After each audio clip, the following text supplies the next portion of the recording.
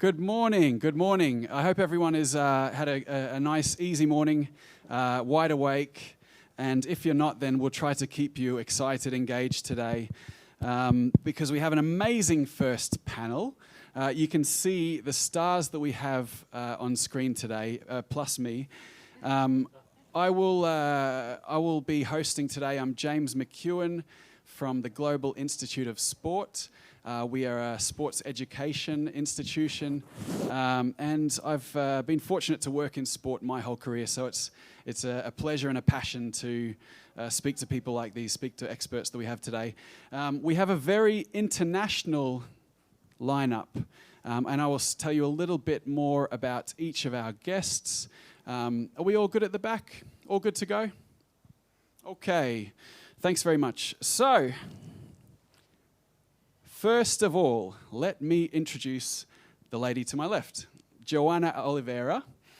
She is the CEO of Sports Diamond, a sports management agency. She hails from Portugal.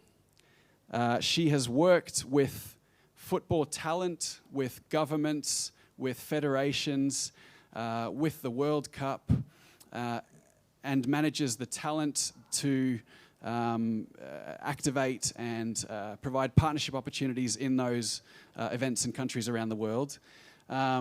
She is going to give us a unique perspective today about the topic at hand. We then have the education perspective, Sharona Friedman. Sharona Friedman is President and CEO of the Global Institute of Sport. Sharona has an impeccable background in higher education. She spent her whole career in education. She's worked at universities such as the University of Chicago Booth, Imperial College London.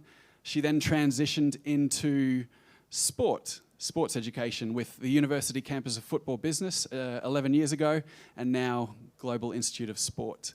Thank you, Sharona. And then, of course, in the middle, last but not least, we have Ronald de Boer.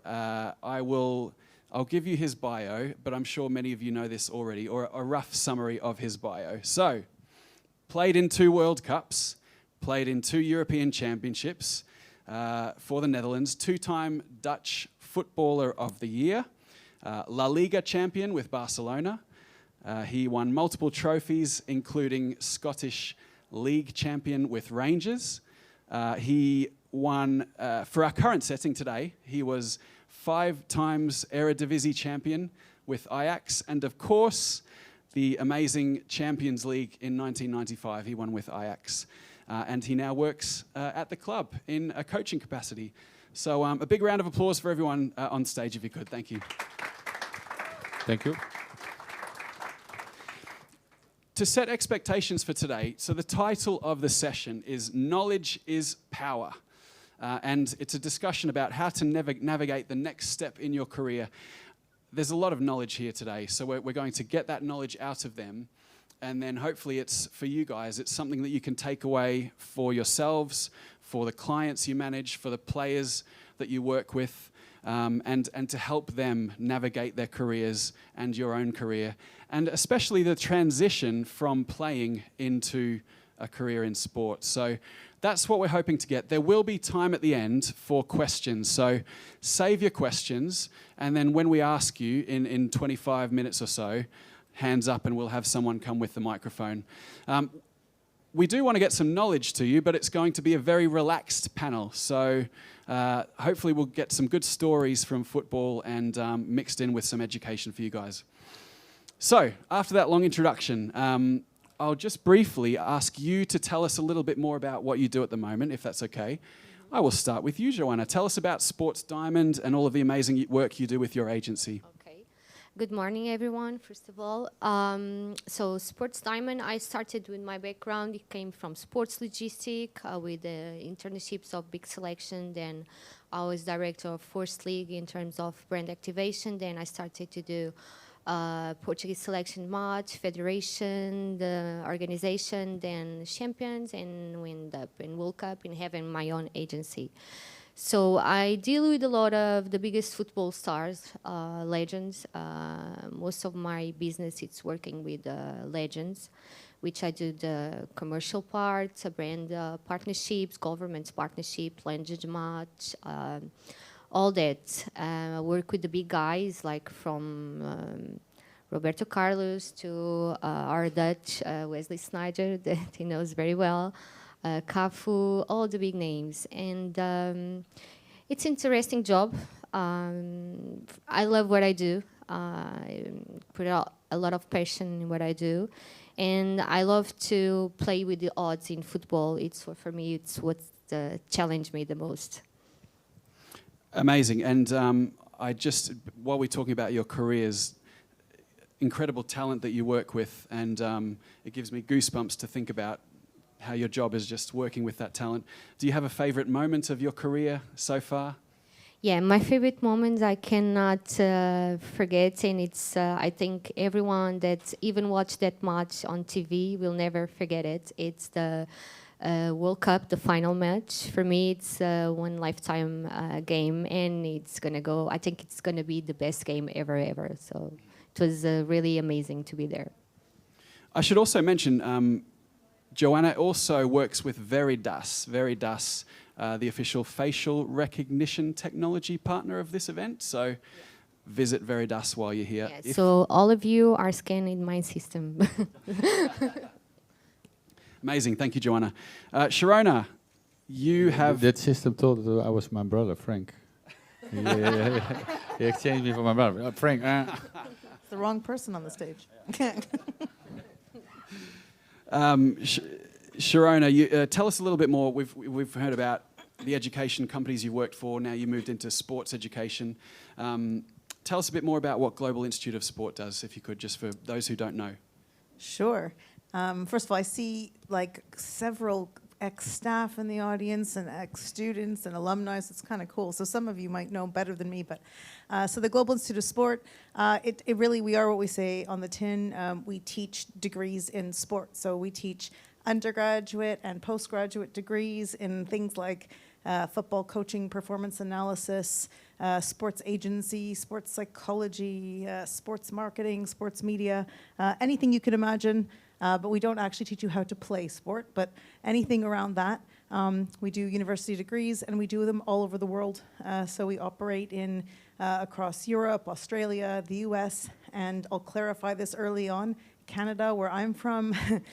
We've got other locations all over the world. Yeah, we're very passionate about education, both for democratizing access into the industry, so just for the average anybody who wants to work in sport, maybe someone like me who doesn't particularly have talent on the field or the pitch like others, or for people who want to progress their career that are already in the industry, and we also do a lot with player transitions. Now, Sharona, you mentioned you're Canadian. We've got Portuguese, we've got Dutch. In my notes about you, I have that you have studied and worked in 7 countries. 8. 8 countries. And you've visited 109 countries? 109, yeah, working on 110. I'll let you know where that is once I figure it out. Fantastic. Thank you, Sharona. Now, Ronald, you are, obviously your football career was incredible. Now you're working with Ajax. Tell us a bit more about that. Yeah, I'm now, how do you say, related with Ajax, because I do several things at Ajax. I'm an Ajax ambassador, so I represent Ajax when events like this.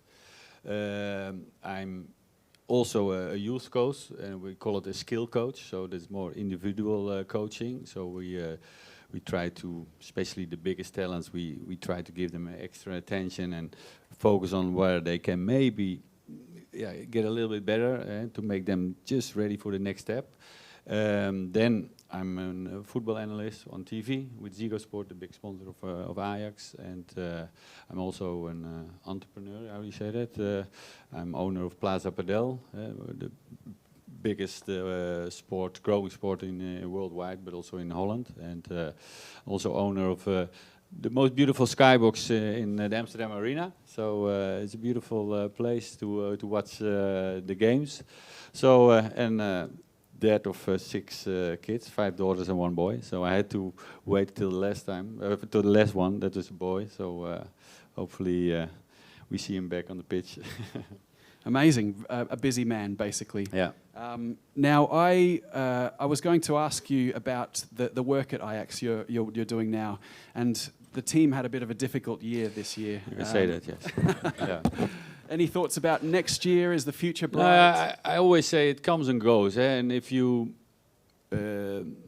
think about the last 12 years, you've been 7 years champion. You reached the European final against Man United, Europe League. You were with almost 1.5 leg in the final of the Champions League in 2019. You have several cups, other cups. Do you have then?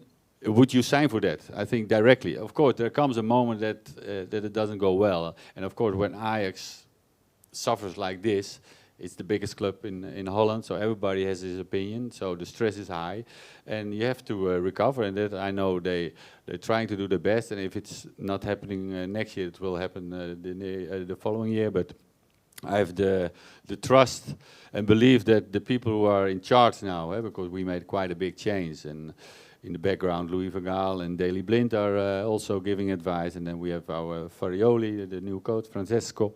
What is the name? Beautiful.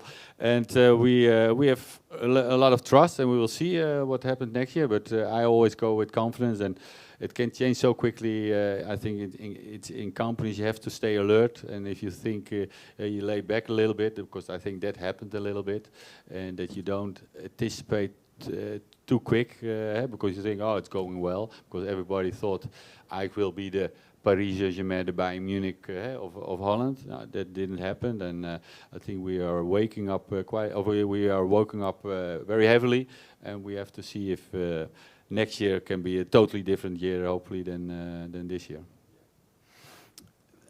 Good luck with the club. And the other ventures that you're talking about, successful entrepreneur and busy father, you sound like you have had an amazing post-football career. And one of the topics we wanted to talk about is how players can transition from playing to working.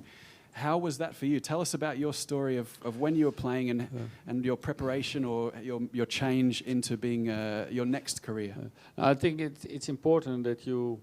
for me then, because we say we just had a discussion behind the stage, that because football is only a certain period that you play, and hopefully you're successful, and then you have another career, hopefully, and you have to think about that already. Most of the people don't do that. Now we have people like Joana who realize that, and for you, for example, Sharona, that you understand, oh, we need to help those guys, because a lot of people where I played with, or even especially more the time of Johan Cruyff, for example, stars on the pitch, but after that they didn't have a career, and that is dangerous. And I think I had the luck, and that they have to think about that, where you will come back, and that's for me, home base is Holland, that you have a network. And I had a network because I stayed here when I was almost 29, then I went to Barcelona. So people know me, I had here all the success. When you come back, they still relate you to what you have done here, they respect you. And if you go early, and what happens now with a lot of youngsters, they see the big money, they go quickly with 7 years old. And don't get me wrong, when you get a contract of 5 years and it's big money, for example, 5 million, it is a lot of money also for the parents. They think, oh, well, let's go, let's take it. Of course, I give you an example. There's one of the biggest talents who now left, but I said 3 years ago to him, because he said, I want to be the best player of the world. I said, no, it's great, because but then you have to make the right choices. And of course, you never know, you need the luck, but if you now make the wrong choice, the wrong path, you can maybe now earn a lot of money, but if you say what you want to be, the best player of the world, your sons or daughters and that generation can, you can provide for them. But if you make now the wrong decision, maybe you only can provide yourself, but then it's gone. And then also you don't have any networking, because you probably will come back to your home ground, Holland, and nobody knows you. So it's very important to make the right step. So I try to always put them a mirror in front of them and think about what the next step will be, because it's crucial. And the players that you're working with at the moment, some of them, they don't become stars. No. You're working with the under-17s, under-18s, and not many of them become superstar pros, do they? No, exactly. And how do you help them prepare for maybe not having a football career? Now, of course, I mean, time changed unbelievable. Now we have the school at the academy. In my time, where I had to picked up by my parents and drive 70 kilometers and quickly change in the car and then step out of the car on the pitch and then come back. And my parents had to, or my mother or my father, it depends how, if my father could finish his job, he would love to see our training.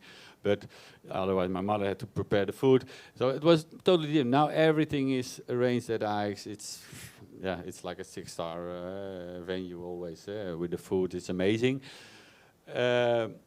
So I prepare them that they, you have to realize that only if, for example, this group, is this generation, only maybe 1 or maybe 1.5 will make it. And who's going to be that player? So be also then aware that you have think about, if I don't make it, what next? And that, of course, we have people now. We have teachers and everybody at the academy. So it's much more organized. And I tell them also, if football was that easy, everybody will be a professional football player. So realize it's only for a few, especially when you, of course, everybody has the dream to play here. And that's a lot of guys will make professional football, but not at Ajax. And that's you can have a beautiful career. And I did it also in my way. I went from Ajax to Twente, 1 hour and a half drive from here, from the east. And then I had the luck that Louis van Gaal became manager. He believed in me. He bought me back 3 times more. They sold me. And I had 2 years later, I lifting the Champions League trophy. So you need also a bit of luck, of course. But it's important that nowadays we have people who've seen it. We have the technology that they understand. Okay, this is the best way to start my career. Okay, amazing. And let's get a different perspective, Joana. So you manage talent. You manage talent who have been top stars. You were talking about before. How do you help them, and how is it for them to change from being a superstar to the next career for them? As per my experience, it's very difficult. Most of them get into depression. It's something really common, despite now it's starting to be talk and they're starting to have mental support. A few years ago, it wasn't like that. And we have a problem in football when you are in a very high level. Sometimes you're not around the best people, or you don't have the best people around you, or your family also, maybe they are not the best people to advise you, maybe your manager as well. We always call it the entourage. No, you always go with me. That's better. So it's quite difficult for them because they are used to play in such a high level, have a full attention, and one day to the other, they need to wake up with their wives every day and look at their face. I'm a woman, but believe me, for them it's not easy. And to have a normal life and to take kids to school, and they say, what I'm gonna do? I played professional 30 years. I'm used to have contact with the grass, to be joking with my colleagues, and they feel lost, and it's quite difficult for them. So what I do, I try to get them occupied. I always try to get them to have a job inside the structure of the club, a club that they passed, that they had a good career, to have something inside that they feel useful. It's very important for them to feel useful, to work up every day and to go to the pitch or to work in contact with the ball, with the football, with the coach and everything, so that they can easily adjust to the normal life, to be a normal person without being on spotlight every time. Okay, my guys, they are always on spotlight no matter what, but they not so much attention. It's normal. Sometimes they need to ask stuff that they are not used to ask for anything. They have everything for granted for over 30 years. So it's not easy, and I think the mental support, it's a way of helping them to understand that they will need to have a life after football. So I normally say that football players, they have two lives. One in football, the other one is starting to learn to live again after football. It's a totally different life. And I think nowadays they have the tools to be prepared. Not just mental, to have investments, to have other activities. That's very important. To start having other activities, to have support, to have other jobs, other sports besides playing football. And also, what I advise them, like, it's to invest in forming themselves, having degrees, education, because they will need it. They will need it. Now the legends are ones, but in 10 years, the legends going to be others. And so 10 years after, no one, okay, will remember, yes, but they will not have the same jobs, the same opportunities that they had before. So they need to continue to pay bills. They need to continue to work. So if they can prepare the future, like at least a minimum 5 to 10 years before they end the career, that's perfect. So that's my advice for them. I have a small question, because I'm many times I've seen you also there with the lady, with Cafu and all the guys. Some boys you give a microphone and they can talk crazy, and some boys, they are a star and everybody wants something from them, but they're not so open because they're not like that. Exactly. How do you help them? Because it's for what you say, it's for their image better, of course, that they can speak what they experience. Everybody wants to know their story. Yeah, very important, and I advise them all, and I'm push them, almost obligated them. I do a little bit of blackmail. If you learn English, I'll get you some jobs. I like that. Okay, so I have my tricks, but it's very important, the language, because if you know English, they invest in education, what I was referring. So you know English, you know that you can be hired from more TV channels to comment on big competitions like Champions, like World Cup. So, and we have like the problem in football because they didn't have time, and you know better than me, you don't have time for anything, almost you don't have time for personal life. They didn't invest in education. So some cultures, some countries are even more difficult to speak in English. So they are like, they are not prepared. I push them to learn it, and they start to get it step by step a little bit. But the ones that doesn't have English, they have much less work than the ones that know English, for example. But some are comfortable. Some are comfortable inside the pitch with the ball. Some are so shy. For example, Rivaldo is so shy that he almost asks to talk, authorization to talk, because he's very shy. But if you give him a ball, the guy does magic. But to speak, it's very difficult. Some are like natural born, like Schneider. They can speak. Cafu also is very good speaking and speeching, or in Congress and everything. Some, they have that difficulty, which I always advise to prepare themselves in terms of with the mental coach and with the English degrees, yeah.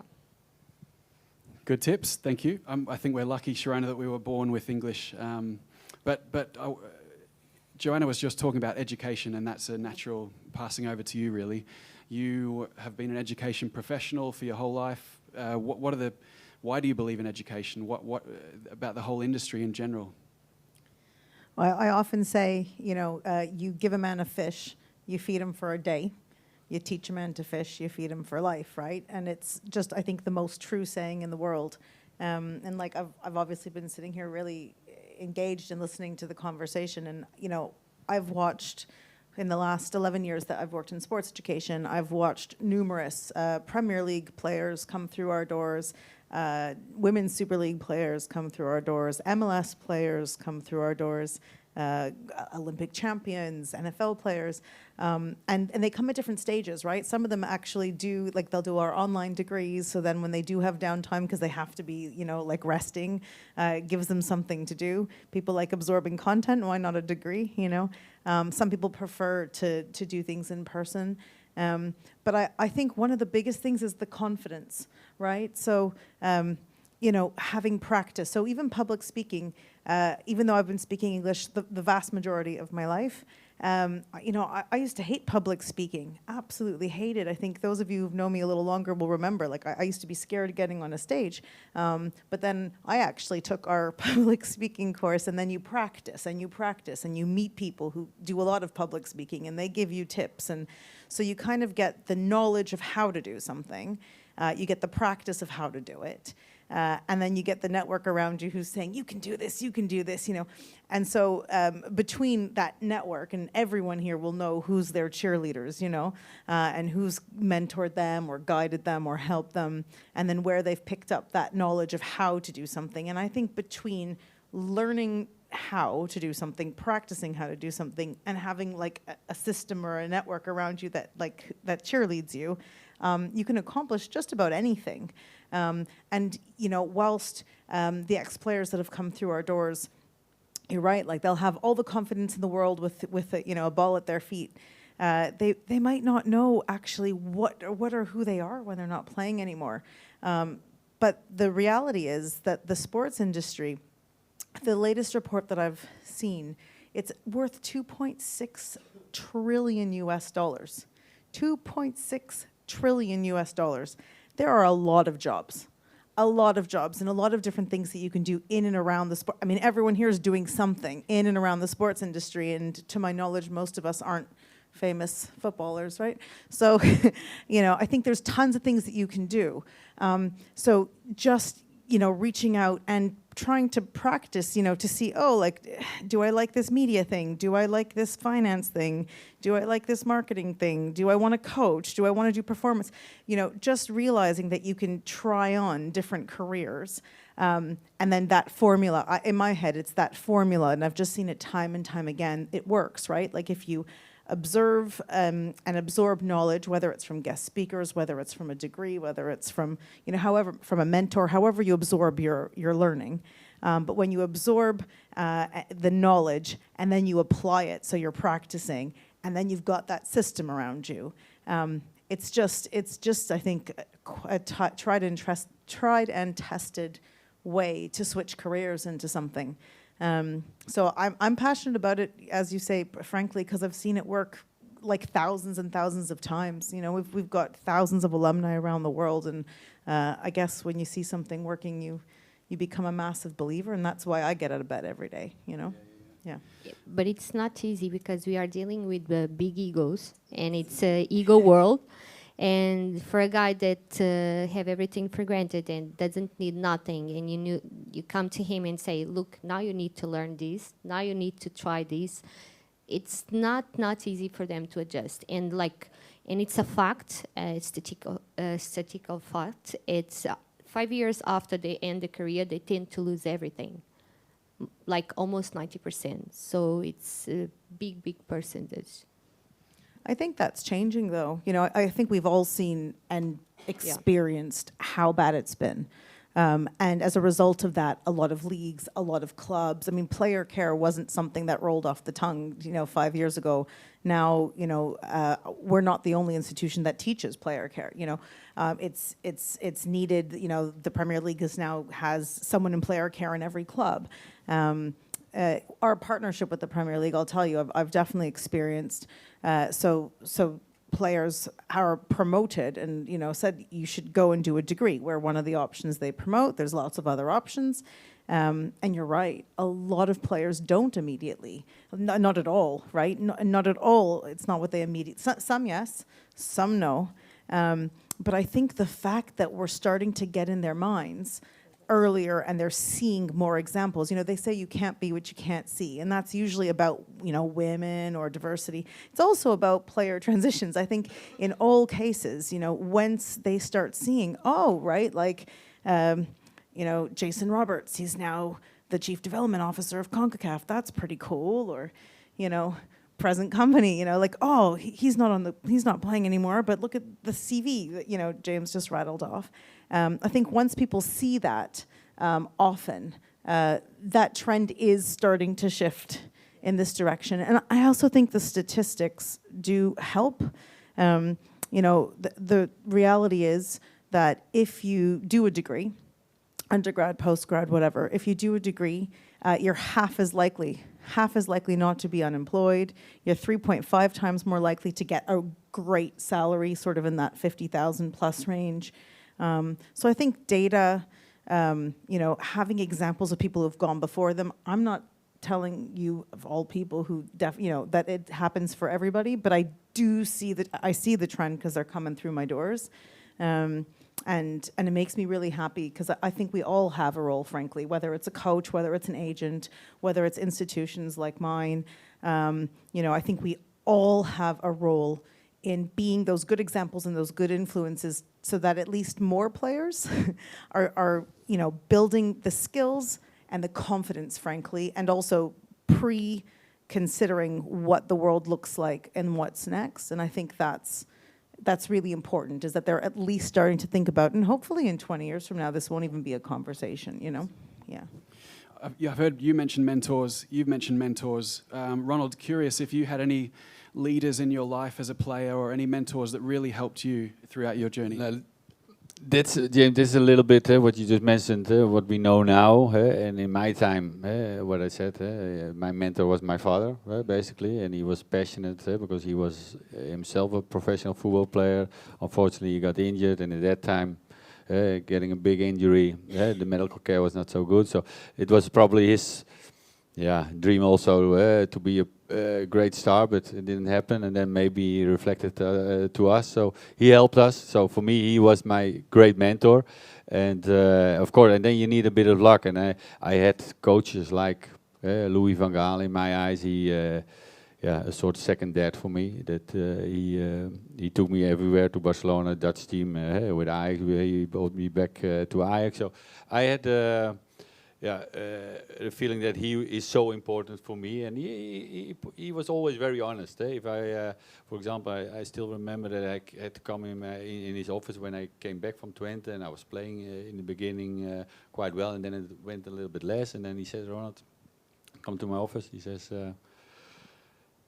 it's not going really well lately, and you have to step up because Seedorf was then 17 or 18. And he says he's jumping next to me on the bench because he thinks it's time to change. He says, but this is I give you one more chance, and that is for me always good for that I like about a manager, that he could also say nothing and then take me on the bench. But he won me before, and give me a chance still to recover. I did so, but that for me still is very clear in my mind what he did for me. So for me, he is very important nowadays. What you said, Sharona, that we have mental coaches at the academy. We have. I'm a mentor of 4 top talents. They gave me like 4 top talents on the under 17, under 18, trying to help them. There's a boy who normally throws up before the game because he's so nervous. And Tijn is his name, a great guy, a great talent, but he gets so nervous because he wants to do so well. And then I said, Tijn, I had the same feeling because I had the problem also that I want to show him. I didn't go to that way to throw up, but it was still that my legs were pumping up too quickly, that I felt that I had run a marathon. And I tried to help him with my experience and tell him, like, listen, Tijn, if you're not making mistakes here, you would already play for Real Madrid. So make mistakes, but do it with confidence. And from that, from making those mistakes, you will learn, because that is the way up. And if you do nothing wrong, you will never learn anything, because this is not the level you want. You want to grow. So be confident that you're going to make mistakes, doesn't matter. And he had an unbelievable season this season, not only because of me, but all the people around it. And we have now so many people who can just help them. We have a guy who studied, an ex-professional judoka. He's now, how do you call it, how do you call it, when you to a shrink, basically. Yeah. And he helps them also. They can go to him, and he knows exactly how to talk to those boys. Gives them just, because 5% in football or 2% in football can make a huge difference in level-wise. If you just are 5% better in your feeling, can make a huge change. Or you be average, or you be top. So every percentage is counting. Amazing stories. I'm glad we have so many. It sounds like the support systems around players and people's second careers are really much better than they were maybe 20 years ago, 30 years ago. We have some time for questions from the audience. So if you guys could put your hands up, we've got a microphone coming your way. Oh, techie guys, sound guys, can we make sure the microphone the fifth microphone works, please? Yeah. There we go.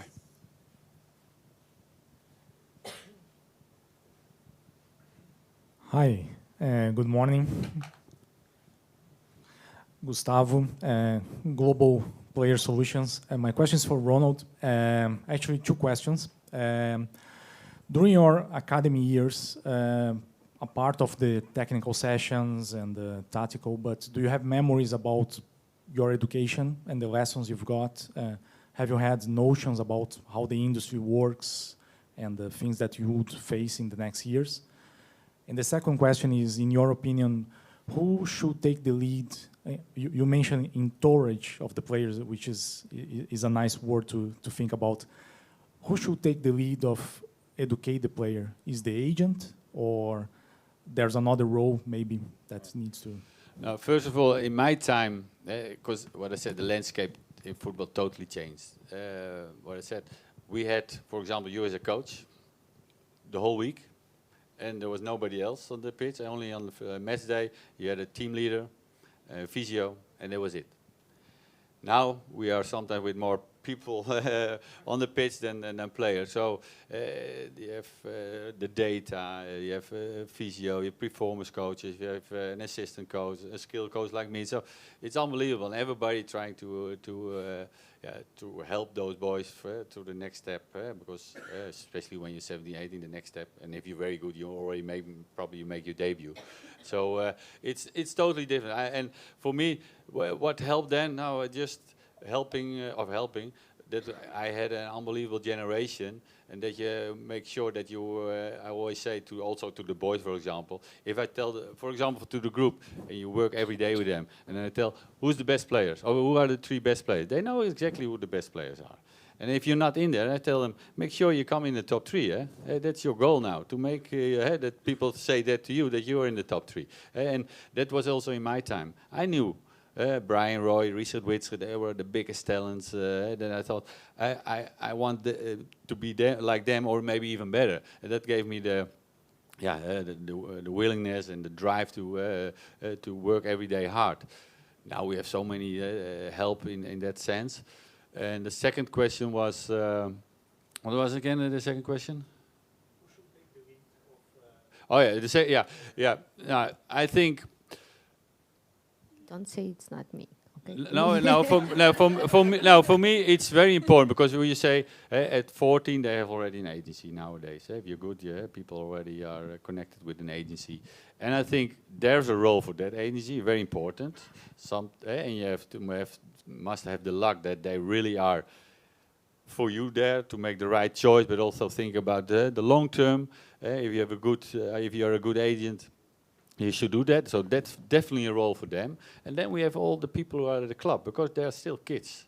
That we educate them, that we, if there are problems at home or whatever, that they feel safe and that they can speak out. And that, because if you worried about things, you will never perform very well. So for us it's a huge role, because they're every day, not at the agents, every day at 2 kilometers away.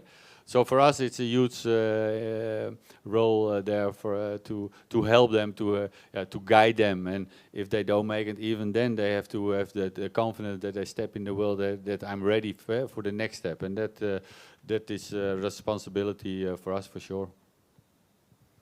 Thanks very much, Gustavo. Next question.